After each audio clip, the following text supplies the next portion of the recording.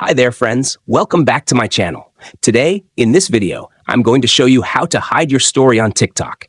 Please consider subscribing to my channel and liking this video. Let's get started, guys. Step 1. First, open the TikTok app and find the home screen menu. Step 2. Next, tap on your profile picture at the right side of the screen corner. Step 3. Now, tap on the 3 lines option at the top right of the screen. Step 4.